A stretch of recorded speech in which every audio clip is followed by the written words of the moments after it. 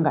ஆனால் ஒரு நல்ல விஷயம் நடந்துச்சு. என்னென்னா, இப்போது கூட்டத்தில் நம்ம வாழ்த்தும் போது நல்லாருங்க நல்லாருங்க அப்படின்னு தான் வாழ்த்துவோம். என் செப்பலை அவுத்து வச்சுருக்கேன். அவுத்து வச்சுட்டு தான் போய் நான் அந்த ஸ்லோகத்தை சொல்லி வாழ்த்தினேன். அதுதான் அப்படி இருக்குது. என்னென்னா, கூட்டம் இல்லாமல் இருக்கும்போது கொஞ்சம் மனசார ஸ்லோகம் சொல்லலாம். அபிராமி அந்தாதியில் இருக்கிற முக்கியமான ஸ்லோகங்கள் சொல்லி ஆசீர்வாதம் பண்ணால் ரொம்ப நல்லது. நாங்கள் அதாவது முக்கியமாக திருமணமான தம்பதிகளுக்கு சொன்னோம்னா அவங்க வாழ்க்கை நல்லாயிருக்கும் அப்படின்னாங்க.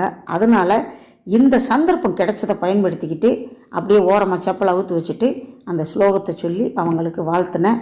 நல்லா இருக்கட்டும், நீங்களும் வாழ்த்துங்க. பொண்ணுடைய அம்மா அப்பாவும் மாப்பிள்ளையுடைய அம்மா அப்பாவும் ரொம்ப வருத்தப்பட்டாங்க. ஏன் வருத்தப்பட்டாங்க அப்படின்னா, சாப்பிட முடியலையே, எல்லாத்தையும் நம்ம வெளியில் அதாவது சாப்பிட்டு முடிச்சதுக்கப்புறம் யாருக்கு கொடுக்கணுமோ அவங்களுக்கு அனுப்பிட்டோமே அப்படின்னு. ஒன்றும் பிரச்சனை இல்லை, அன்பு இருந்தால் போதும் அப்படின்ட்டு அங்கேருந்து கிளம்புனோம். அதுக்கு முன்னாடியே, அதாவது கல்யாணத்துக்கு போகிறதுக்கு